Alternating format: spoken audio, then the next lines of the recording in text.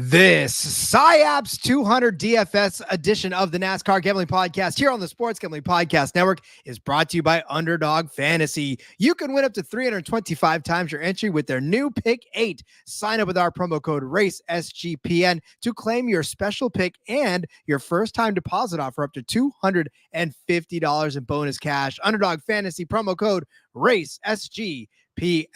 We're also brought to you by Rhythm. Get the best data-driven props and picks from Rhythm. Claim your 7-day free trial today by going to sportsgamblingpodcast.com/rhythm. That's sportsgamblingpodcast.com/RITHMM. Driver, start your engine!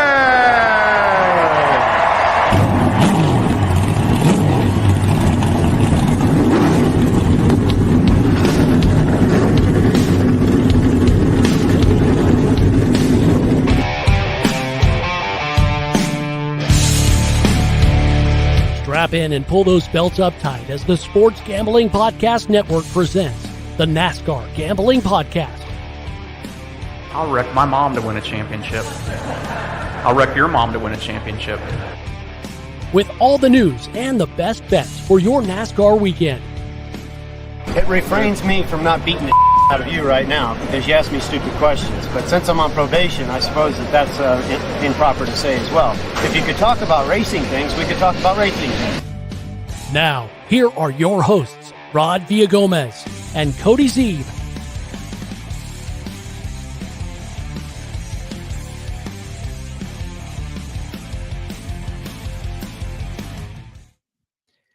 Happy Friday, everybody. Let's talk racing things. It is, of course, the NASCAR Gambling Podcast here on the Sports Gambling Podcast Network.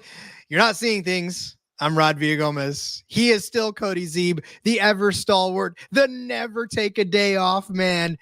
Cody, I just first and foremost want to say God bless you for doing 2 solo shows this week. And when Phil shows up, when we're good. No, I'm just kidding. We're having a great time. Gotta love it. Cody, I love you. I love you, Rod. I'm gonna leave this one up to you. I'm gonna sit back, relax, just take a breather here. That's a lot of fucking talking when you do a show by yourself. Shout out to guys like Phil, Full Tank with Phil. The Mike Bachmans who've been doing their own podcasts like just by themselves. Wow, it's but luckily had the chat to carry me. They kept it alive. We held the ship down, but we're glad that our captain is back because, we love you, Rod. Walter checking in saying, what's up, guys? Hope all is well. All is well, Walter. And I'm very much needing a show with Cody this week or a couple of shows because the pressure cooker I'm under right now, I need a release. Lynn saying, Code's a trooper. Hey, as somebody who's done shows solo, it is definitely a heavy lift because there's nobody to lean on. There's just nobody to lean on. You're it. Yeah, it was different, but it was good. I felt you've trained me enough in these 400 plus episodes, so appreciate it. Shout out to Lynn as well. Said drop the GIF in the Discord. It's the big wiping the sweat off the brow. That's exactly how I feel when Rod shows up. So appreciate it. Well, and listen, you did fabulous. Like I think back, and I've said this before, and you wax all nostalgic, but I think back to that first day when you were giving me answers that were like 45 seconds long, and I wondered if you were ever going to get comfortable. And here we are, Cody, 400 episodes later, 1 hour episode. I'd say you're comfortable. Yeah, I didn't think we were going an hour. I was like, I hope we can make it past like that 25-minute ad read. And then like, if it's just a shorter show, no big deal. Dude, it was all about the chat though. They kept it going. It was a lot of fun. So I like being able to take the questions. If you got some questions today, toss them in there. We'll definitely try to get to them. But Rod, as you, actually you have stuff to tell us about first. I do. I have a couple things to tell you about. I will say that this is, of course, the Xfinity DFS episode because we are breaking it out into 2 separate DFS episodes. So you get a bonus Friday DFS episode solely dedicated to the SciAps 200. Unfortunately, Underdog is not giving us any finishing positions yet. Keep an eye on that. We'll maybe give you some out through the course of the weekend. I know that qualifying got rained out, so that was something that we got to work around. But we'll get to all that. But let's tell you first about the countdown to football. The countdown to football season is on. SGPN has got you covered. The college football experience is nuts.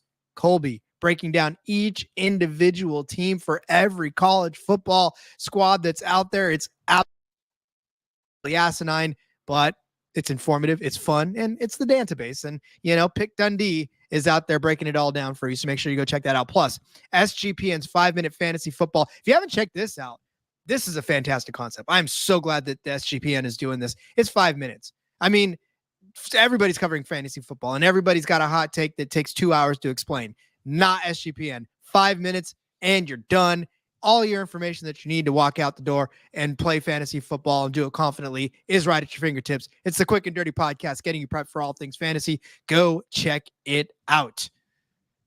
Yes, Cody. So it is, of course, the SciAps. What is it about NASCAR and driving in or not driving in rain? It's just everywhere we go, Cody, it's raining. Yeah. Well, I think part of it is just it's raining everywhere across the country at all times right now. So that's just NASCAR races, Cody. Let's get this straight. Specifically at NASCAR races. We had this problem in New Hampshire last year. The Cup Series race was on Sunday. So yeah, it's going to be an issue all weekend. Obviously, Xfinity qualifying's already been rained out. They've already moved when the modified race is. The whole thing is a mess.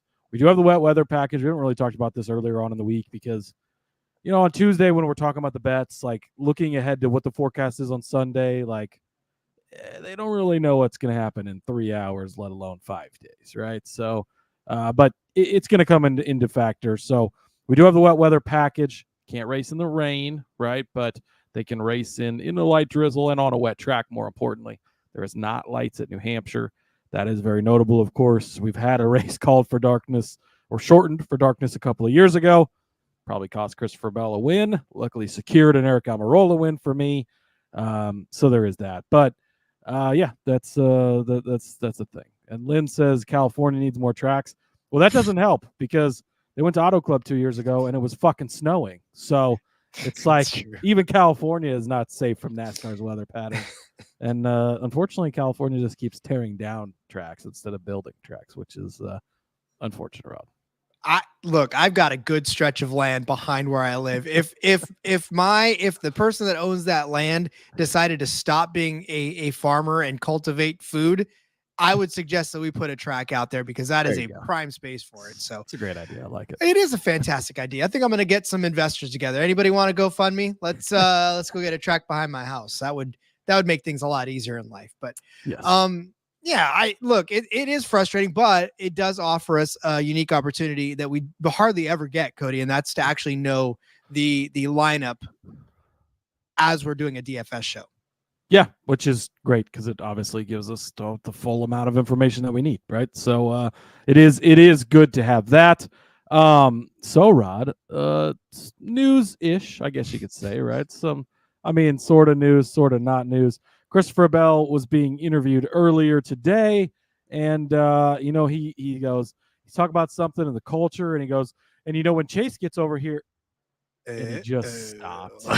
He laughed, and he goes, oh shit. He's just like, he's like busted, obviously, and he's like, when we get another driver over here. So I thought this was funny, Rod. I asked you if you saw the Kyle Larson tweet. You said you had not, so I'd like to read it to you on the show. Kyle Larson quote tweeted Toby Christie and said, "Man, totally blindsided by this news. Wishing Chase Elliott the best in his new adventure with Joe Gibbs Racing. Hope you have enjoyed having you as a teammate.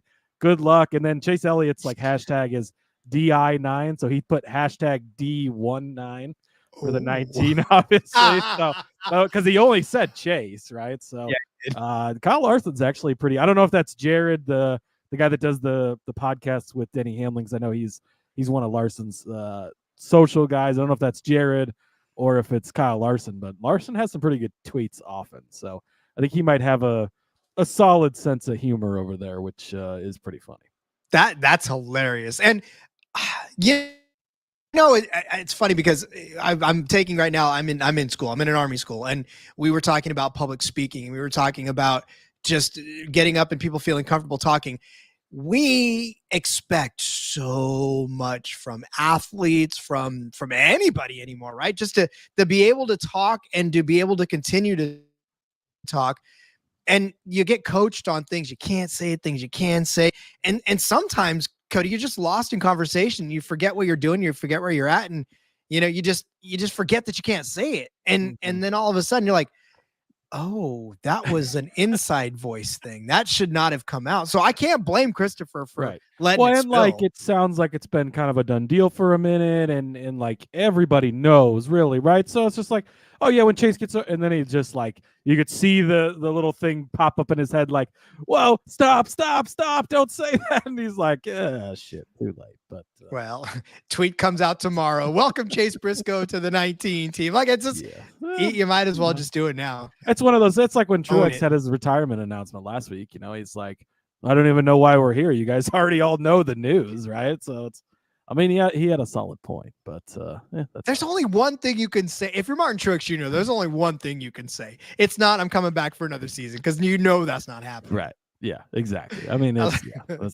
how it goes. But do you want to touch on the starting lineup for this race, Rob? Yeah, I think we should. Yeah, go for it. Okay.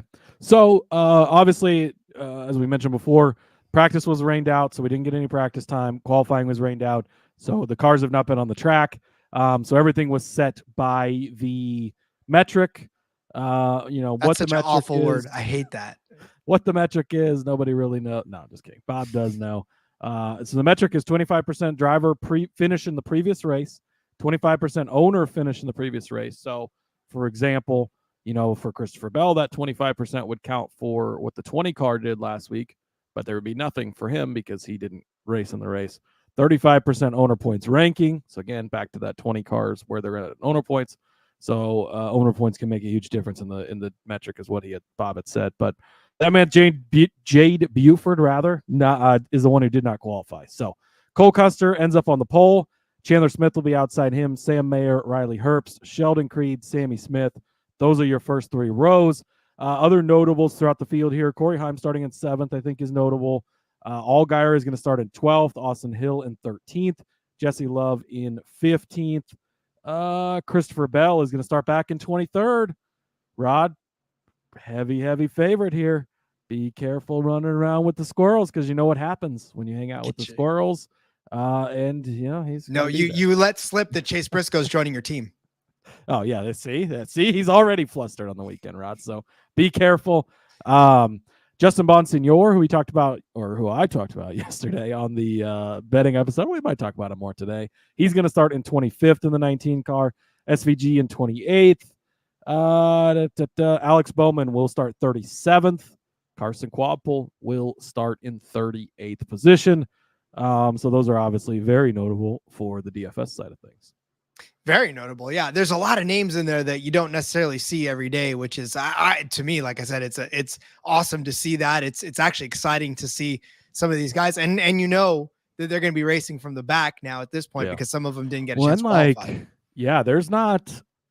There's enough guys starting far enough back here that there's not just going to be a couple of chalky guys that everybody's going to have to play. Like, you're going to have to make some decisions here, which is always makes it fun. So I like it. Yep.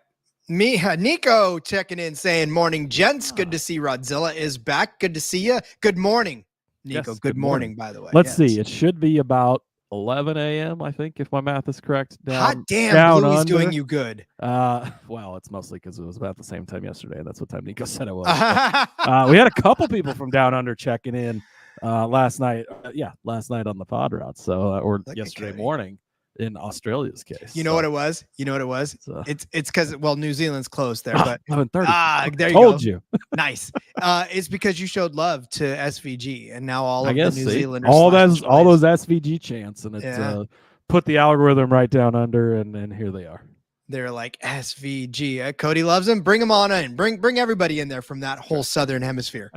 All right. So we'll start talking about our DFS picks for this race, but I want to take this opportunity to rave about Underdog Fantasy. I really do wish that we had the Xfinity, but we understand, right? You gotta have time to put it back up again. We just found out what the starting lineups were, so whatever they probably had in their pocket is definitely not good enough now. So I know they're hard at work giving us an opportunity to get some Xfinity in. So we will be patient with them. But in the meantime, Pick 8 is live. You can create entries with up to 8 picks, and Underdog's going to automatically double flex your entries. So you can miss up to 2 picks and still win your entry.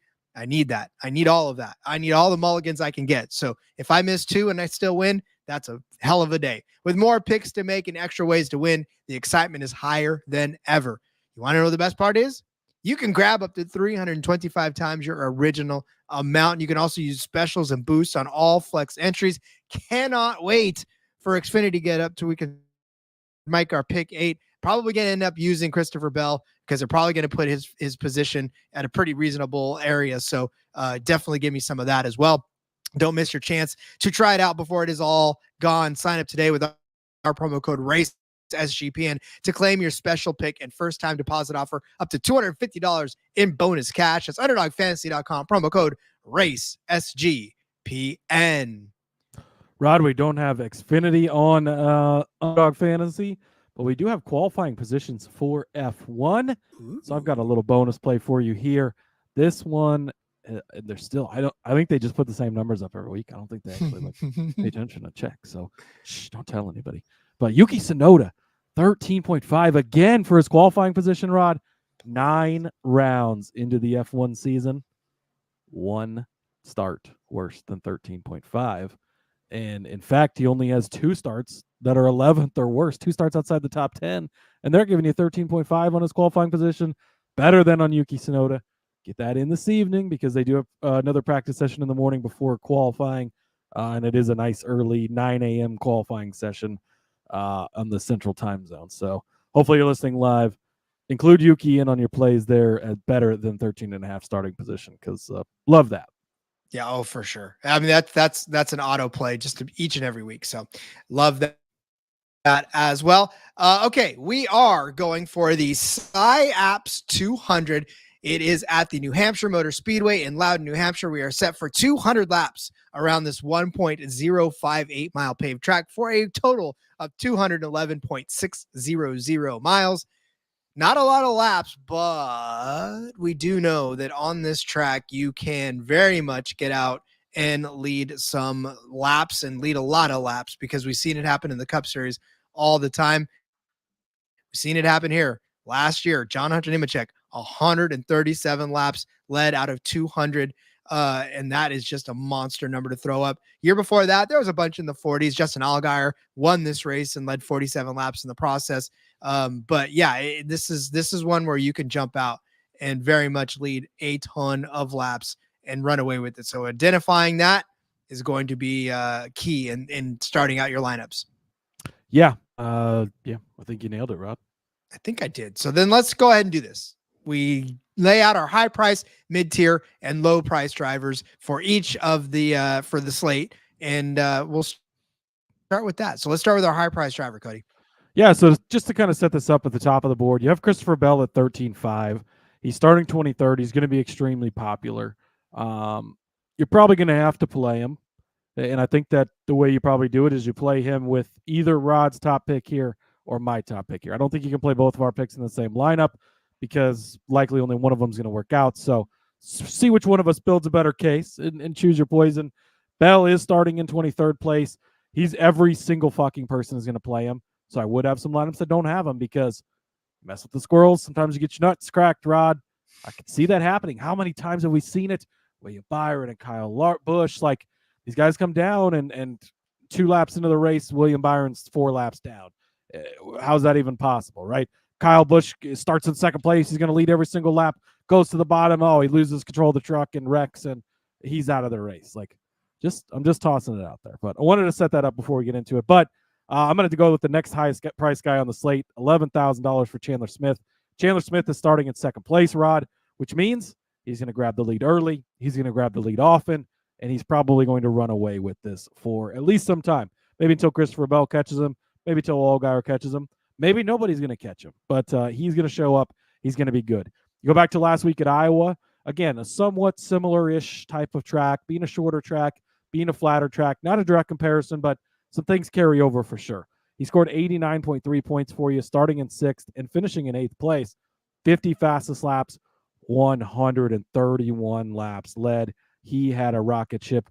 You go back earlier in the season to Phoenix, and why does it do this, Rod? I don't know. I can't Because it hates you, Cody. Well, yeah, because now we're at that point of the season where it's kicking races. Why is it? Oh, there it is. Oh, I found it. Look at that. Okay, go back to Phoenix earlier this season, Rod. 92.8 points. That's the number I was looking for. Had 55 fastest laps, led 88 laps on the day, started in 2nd place, finished in 1st place. Exactly what you're looking for him to do this week. You go to Richmond, where he had 79.2 points, led 76 laps, 27 fastest laps. That was starting in 4th and finishing in 1st. Chandler Smith is extra good on the short tracks, really good on the short flat tracks. He finished, Rod, last year in this race in 2nd place in a Colleague Chevrolet. That should tell you everything you need to know. But I mean, that's really one of the bigger cases. 5th and 8th place at Phoenix last year, won Richmond as well, all in that Colleague car. I'm back in on the Chandler Smith train. I know I picked Allgaier over him to win in yesterday's betting episode. Might surprise you if you didn't listen to the whole show yet, Rod. But I did go with your boy Allgaier. I was kind of missing you, so I felt like we had a nice connection there if I picked your boy. But I think that Chandler Smith, from dropping the green flag, going to jump out, lead a shit ton of laps in this. And even if he doesn't win at the end of the day, he's going to score you a fuck ton of DFS points. Play some Chandler Smith. Yeah, I can't argue with that. I mean, we've just, and especially with him starting around the front, that's deadly in and of its own self. So I'm with you on that one. My brother checking in saying, Rod, oh, there it is. Rod, it's sad. It's just a hectic schedule when your own family is like, oh, look, I see you on the YouTube. This is the chance he gets that's when to talk it's gotten bad. This is the only chance anybody gets to talk to me at this point. So love it. All right. So for my high price driver, I am going to go with Cole Custer, the pole sitter. It may seem like a cop-out. It may seem like a duh, but it's kind of not at the same time. He's $10,200. We talked about the fact that when you start on the pole, you very much could end up leading a bunch of laps. I know you think Chandler Smith is going to get that lead from him soon, but Cole Custer is fully capable of leading laps. In fact, he did lead 95 laps at Dover, which Dover, we know, is another shorter, flatter track, right? So Dover's, and then he finished 11th place in that one, but he led 95 laps in the process. So if he jumps out to a pretty decent size lead, he could probably lead for a while and collect those points for you. The finish, hopefully it's not 11th. I'll tell you that much right now, but you can certainly make a case for him being able to jump out and continue to lead some laps since he's being out in front. This season so far has been, I think, pretty outstanding for Cole Custer. He's got 12 top 10 finishes rather in 15 total starts this season. The only time he hasn't finished inside of the top 10 was back in Daytona, right? Atlanta, a couple of super speedways. And then he also he crashed out of Charlotte. So again, it's not indicative of him, but he's got a 6th place finish at Iowa last week, right? He started 7th, finished 6th. Not a terrible DFS day for him there. $10,200 was his salary. 43 was his total. He's averaging 39 points per race so far this season, which is actually good for 3rd overall. So you're consistently getting a return from him on your investment. How's he done at the New Hampshire Motor Speedway himself? Well, he's got 3 top 10 finishes, a runner-up finish in 2019 after starting on the pole in that one. What's funny is that he didn't lead any laps. Here I'm making a case for him on the pole leading laps, and he didn't lead any in the one that he actually started on the pole. But again, that was a couple of years ago, right? That was 2019. So the Xfinity Series hasn't really even, last year was the first year they'd been here in a long time. So even looking at track history sometimes is a little deceiving because these guys haven't made consistent starts on this track. So it's only last season that they came back after a couple of years off. Well, I'm sure one was COVID, obviously, and then a couple of years after that took to get back on the schedule. Last season started 6th, finished 22nd on this track. So he's got some work to do, but he's starting in the front. And you know that he's been a very consistent car. He's going to finish inside of the top 10. You just know that. So can he lead some laps along the way to warrant this price, to warrant where he's at? I think the answer to that is yes. So I think Cole Custer at $10,200 is a good, solid starting high price driver for you. I don't really love it, Rod. I talked about Custer yesterday. I liked him in a head-to-head matchup over Alex Bowman. I think that he's going to, and I talked about it yesterday too, he's not just going to come out and dominate this race and lead a ton of laps. Like, he's just going to run around in the top 5 all day and finish in 5th or 6th place at the end of the day and cash your head-to-head. And it's just kind of Cole Custer. Here he is, ho-hum, and he's going to get a Cup Series ride next year. And things are great for Custer, and maybe he'll win the championship again, even though he's not doing a ton. That's just how he is. I don't love it for DFS. I do think if you play Cole Custer, you're going to be very different from the public, which sometimes is a really good thing. So I will say that. I will say it's not impossible for both Custer and Smith to hit. Obviously, they could share the laps led throughout the day, finish 1st and 2nd place. But it's going to be a lot tougher for them to hit together. So I think you pick your poison, and then you go with an Allgaier, you go with a Bell, along with whichever one you want to pair with. Yeah, well, I like Custer, so there. Look, just because we spent a couple days away, Cody, doesn't mean you can come and just toss water all over my picks. Rod, it is contractually obligated to argue about Xfinity. You weren't here to argue with me yesterday, so here we are. Touche, my friend, touche. All right, we are contractually obligated to also tell you about Rhythm. Even though we love doing it anyways, we do it whether or not we liked it or not, but we do like it. So if you're betting on player props, then you got to download Rhythm. You definitely need Rhythm. Rhythm is the go-to sports betting tool that transforms complex data into actionable insights, empowering bettors with smarter data-driven decisions. Unlike other platforms, Rhythm combines advanced predictive analytics with an intuitive user experience, making betting both easy and enjoyable. Rhythm's predictive models were born from the brains, those big fat brains of MIT data scientists and quants with over 3 years of data that help drive you to better AI-backed betting decisions. Plus, never too early to start your NFL projections. In fact, you should have been doing that 6 months ago, the day after the Super Bowl. Shame on you for waiting this long. Claim your 7-day free trial today by going to sportsgamblingpodcast.com/rhythm. That's sportsgamblingpodcast.com/RITHMM. Rod, Well, Cody, JDK would like to let us know that Corey Heim is plus 700 for a top 5. You've got to be kidding me. What's the thought process here? How does this make any sense? So yesterday on the show, we brought up Corey Heim, not as a bet, but as someone that was asked about, and he was like plus 350 for a top 5. I don't know if the number's big enough. So now he's at 7-1, Rod, right? So he must be starting, 26, 29.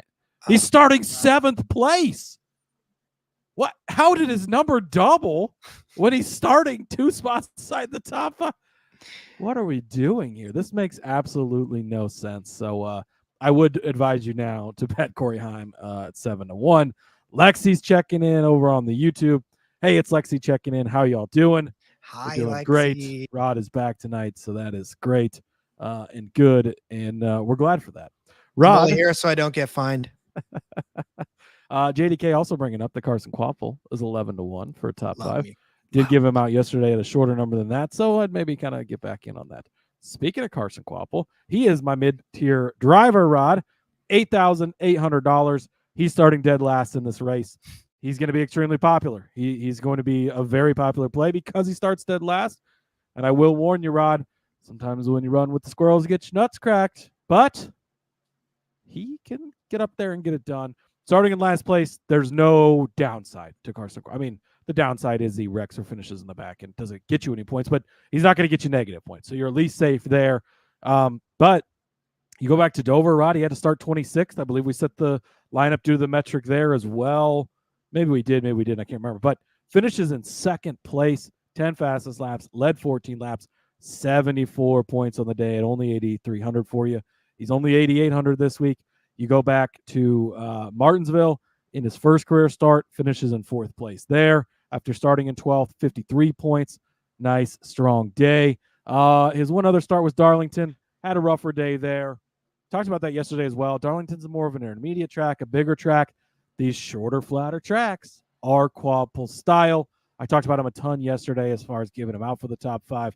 I know you were asking, you're like, hey, did you talk about him? Because I want to make sure he got talked about. He did get talked about. I think you've got to play him in your DFS here, Rod, because he's got the upside to still get inside the top 5 for you. I think that we're going to see him have a blue-collar day. He's one of those guys that can put his nose to the grindstone, work his way up to the field. If he can avoid other people's shit, that's always going to be the biggest problem, because how many times do we see these guys start at the back? They've got fast trucks, they've got fast cars, and they get fucked up by some jackass driving in front of them that, it's just like driving out on the road, Rod. Bad drivers everywhere. But Carson Quapple can definitely get it done. Starting dead last, I think you got to play him at 8,800.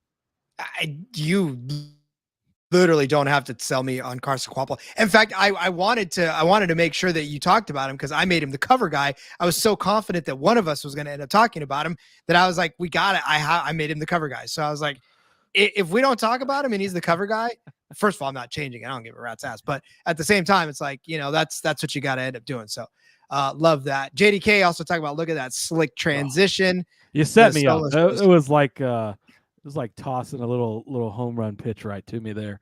Hit it out of the park. Listen, these guys, they appreciate your hard work, especially doing it solo. And I love that you guys stuck around from. Thank you.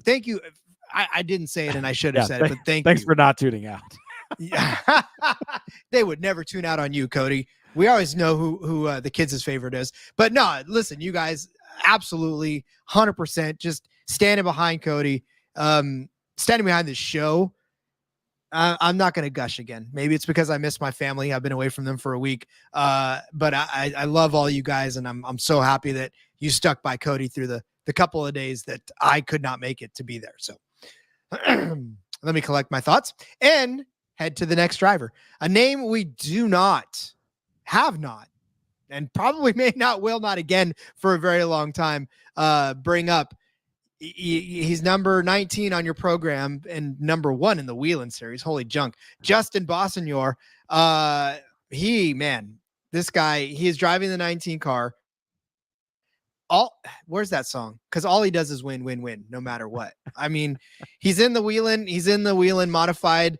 Dude's got 41 wins over the course of it's 18 years. I know doesn't seem like a lot, but they only run like 10, 16 races in the season. So you can pick up 41 of them. That's a lot of wins. 123 top 5 finishes and 160 top 10s and 216 starts. The dude is phenomenal over there. So far this season, in 6 races, he's only got 1 win.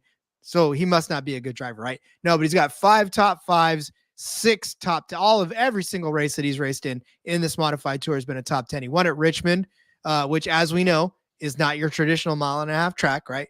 And then he's finished 2nd at New Smyrna, in 4th in Thompson, 6th in Mandanock, and then 3rd at Riverhead, 5th at who names these tracks? Seeknock. But yes, so he is a fantastic driver. And best of all, he's driving that 19 car, which that 19 car, that's been the all-star car of all-star cars, which, by the way, if you're wondering, everybody, Eric Almirola is, yes, still a Joe Gibbs driver. Just cross that off your bingo card. Oh, we did. That was the big news we didn't talk about, Rod. Jeez, how do we miss that? Yes. What, did Eric Almirola Almirola is still employed by Joe Gibbs Racing? If you missed, sorry, that was under the fold. Yeah. No, that was how could I forget about that breaking news story earlier today? He apparently must have apologized to Coach Gibbs, and he's going to be back in a few weeks. So all is forgiven for Eric Almirola, I guess.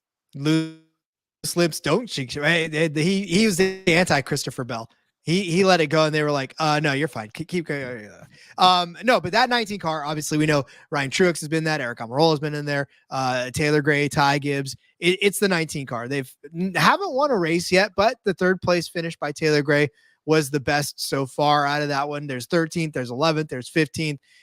For Justin starting where he's starting, I'll definitely take, he's starting 16th. That's kind of crazy. And I don't think he's going to lose too many positions. I think he may hold serve in that 19.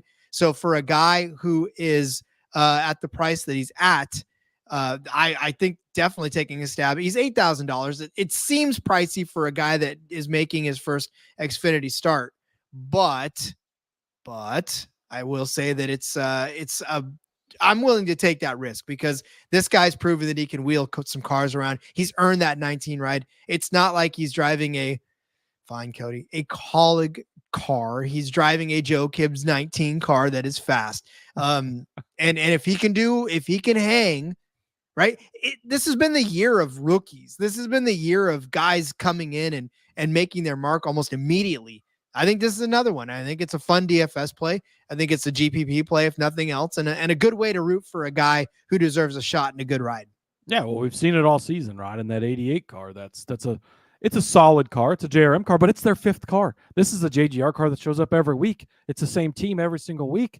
And that extra JRM car has done well with Quadpole, with Pollard, with who was the other guy that was in? I can't remember. But like all these guys had good runs in their first starts because it was their type of track, their type of racing. This is what Bonsignor does. We talked about him yesterday on the betting episode.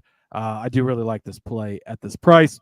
Again, you're getting him starting in the 16th, 25th. Oh, 25th. What? Yeah, he's starting 25th. You're looking ahead at your next play, Rod. Yeah, that's what I'm looking at. 16th, yeah. Oh, for 25th. Then let's go. 25th even more so makes your argument. All right, Rod. We're going to the cheap side of things. Let's catch up on the chat first. Well, I'm okay. I'm letting them roll. Sometimes the folks on the other side of it don't need to hear it.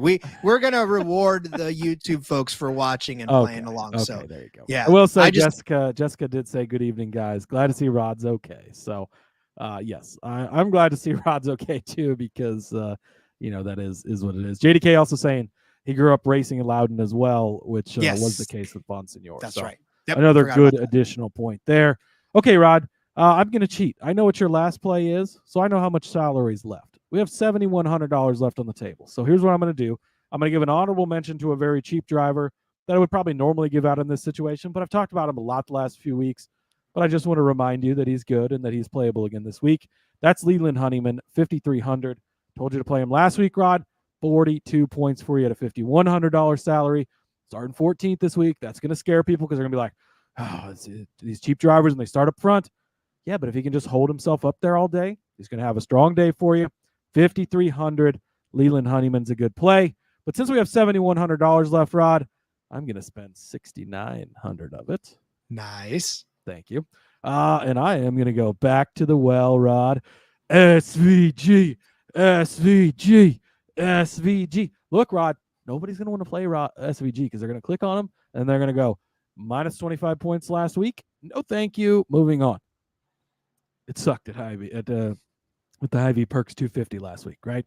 I was all in on him, Rod, and he shit the bed twice in practice and in the race, which sucked. But hey, he can learn from that. He can show up. He can still have good races. The same points I made for him to finish top 5 last week exist this week. He's been good earlier this season at Phoenix, where he had a nice 6th place run, scored you 55 DFS points that day after starting in 23rd. By the way, Rod, he starts in 28th this week, so he's going to start a little farther back. He's got that ability to climb forward. But if you just look through his lineup here, I mean, 62 points. Well, okay, so those were road courses. I'm going to toss those out. I'm not going to read off what he did there, but 42 points at Charlotte. Started in 29th. Sound familiar? Finished in 15th. He didn't have to have that great of a day. Just a solid day. Get you some good finishing points. Boom, 42 points.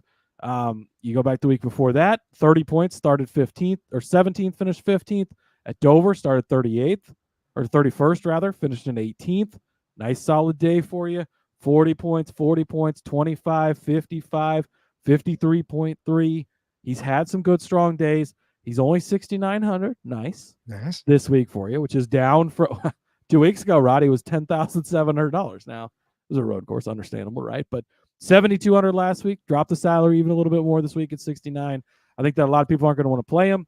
And I think that if you've got a little bit of money to spend up at the end of the day here, SVG could be a sneaky play starting a little farther back because of the metric, because of the bad performance last week, wrecking out of the race. So, let's go. SVG, baby. So for SVG, like, honestly, the week you don't pick him is going to be the week that he that's why I'm going to pick him. Blows week, up. Rob. So And that's what I'm saying. That's why I think you just have to go ahead and take that and carry that on. You just made Nico the happiest listener on this. Oh, we both click on it. This is what happens when you get left alone, Cody. You're in control, and we got the chant going across the world, Rod, from here in Nebraska, the United States, all the way down under to Australia, to Virginia. SVG. Yeah, to Virginia over there. Look at that. We are all the way around the world. Gosh. All the way around JDK, the world. I know JDK's chanting in Canada right now. Mm-hmm. Oh, let's go. And JDK, yes, we know that it's the best inside joke out there too. So that's why we're keeping it inside. Some things have to just be for us, right? Some things are sacred, Rod. Good Lord, especially me in the shower, or people thinking of me in the shower. Can we just go to Ryan Ellis, please, before I don't come back? Everybody get out your bingo card. Who had Rod saying, can we just go to Ryan Ellis on their bingo card? You're now a winner. Probably nobody. That's all right. Yeah, look, Ryan Ellis. I like I said, I'm bringing up names that I don't think I've ever talked about on this show ever. But at $4,900, Cody, he's starting 16th, which is probably the scariest part of the whole thing. Because I think if he would have qualified, he may have qualified farther back. But one thing that Ryan Ellis very rarely does is lose positions. He actually ends up gaining positions, and that's for DFS purposes. That's exactly what you're looking for. You want somebody who can hold on to the position that they have and hopefully gain you some, especially at 4,900. Just case in point, right? His average start this season, 28.6. His average finish, 23.5. He's gaining 3 spots on average per race, right? At Iowa last week, he started 20th, finished 14th. Sonoma started 34th, finished 26th.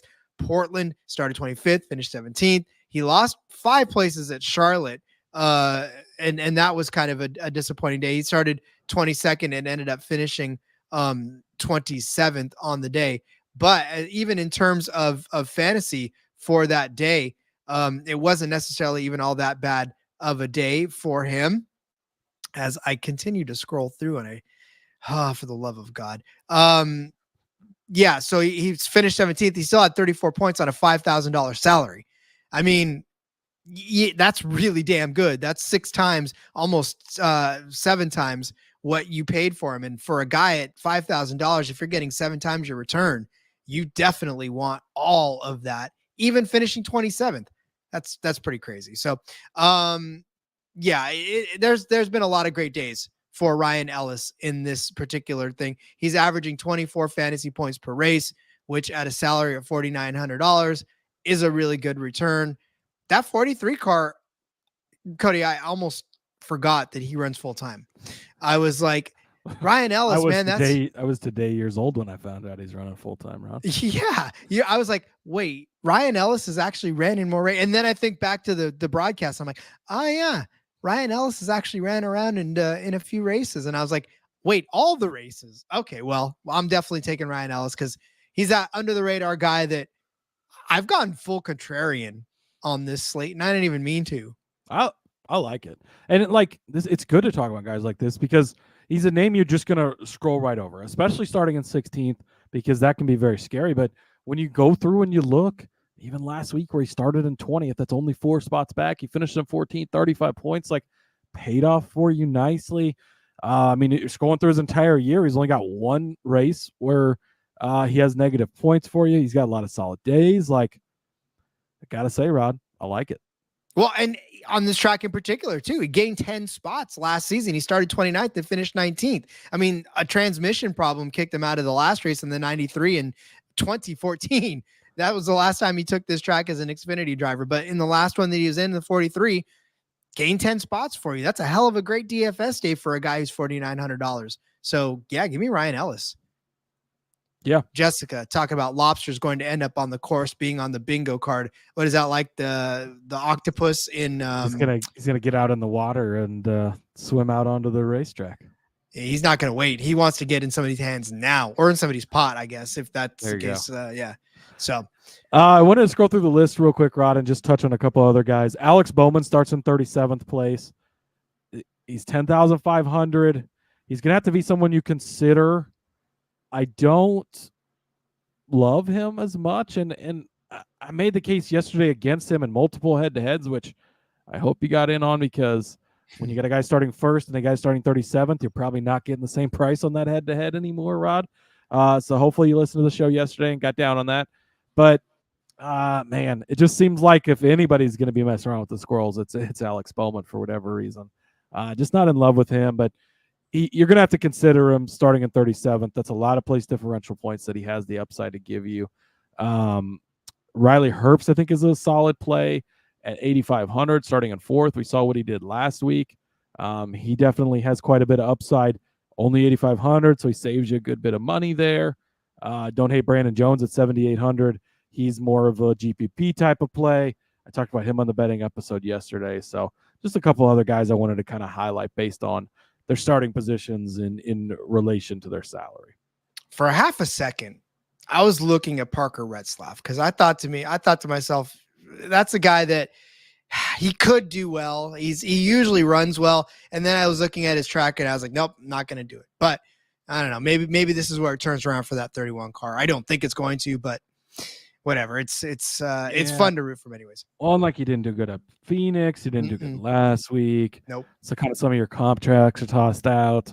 Hitting it out of the park in the girlfriend department, but yeah. I don't know about playing Retzlaff this week, Rod. My brother says to me a couple of weeks ago, he's like, are they just issued those? Well, she's like a good race car driver on her own. Like I was interested in who she might be, and so I was looking for her, and I'm like, wow, she's got her own like full racing career. So props to her and props to Parker as well. She's probably better than him. Well, he's been doing pretty good actually, but yeah, I don't really want to play him this week. So I feel bad for him though. So, but yeah. All right. So if you see me fiendishly scrolling around, I'm trying to figure out. I'm a little disappointed if you can't tell that Underdog does not have anything right now, and it's kind of our fault for waiting a little bit, but it's kind of not because at the same time. Well, they haven't had. I don't think that Xfinity's been up at all, Rod. So I don't think we missed out on it. Okay. Okay. I would like to mention that Brad Keselowski 9.5 still available. Hit that better than. I just tossed in a fairly sizable play on Yuki better than qualifying position and Keselowski better than finishing position. Just the two of them, Rod. You can play it as low as 3 times your money. I like it, so I tossed that one up. Beautiful stuff. Okay. All right, then. Get out your pen and paper. We're going to go over our bets. We're going to go see what happens. Look at this. You take a couple days away and you forget what's going on in the house. We're going to go over our DFS plays for this SciAps 200 from the New Hampshire Motor Speedway in Loudon, New Hampshire. Cody started you off with Chandler Smith at $1,100 for his high price driver. I said the Cole Custer would be a good addition to your roster, even though Cody hates it at 10,200. I said Carson Kvapil at 8,800, or no, Cody said Carson Kvapil, even though I would love to have Carson Kvapil as mine. At 8,800 was his mid-tier driver. Getting lost in the sauce here. And then I said Justin Bonsignor at $8,000 would be my mid-tier driver. SVG at 6,900. Oh my God, Cody, nice. Had one job. Is his low price driver Ryan Ellis at $4,900. That's okay. You're tuckered out from yesterday. Was my low price driver. My brother saying now then, as I said, NASCAR drive seems to bat above their averages. Yeah, I mean that's kind of the way it is. Money talks, friends. Money talks. Money talks. That's why I do not drive. Well, folks, we've reached the end of the week. Can you tell? Yes, we have, Rod. It's late on a Friday evening. Thanks for hanging out with us. Hey, racing basically in a few hours here. So hopefully, hopefully, let's if no freaking we'll see. Yeah, but all right, yeah. Thanks for hanging with us once again. Thanks to Cody. Everybody, give him a round of applause for hanging in the last couple of days of solo shows. It is not an easy task. We have certainly built up a very high standard, and Cody has kept that and then some over the last couple of shows. I'm just glad for the shows that you are here, Rob. So hopefully the Army will be done with you, return you home soon, and we can be back to fully normal. Thank God. I'm so looking forward to being back to completely normal. As much as I enjoy what I'm doing, it's just a lot, and I'm ready to be back home. So, JDK talking one more question before we wrap things up. Perez better than 8.5 qualifying. That was a toughie, but how can you take better than on that? I mean, he hasn't made it to past Q3 in how long? Like, it's tough.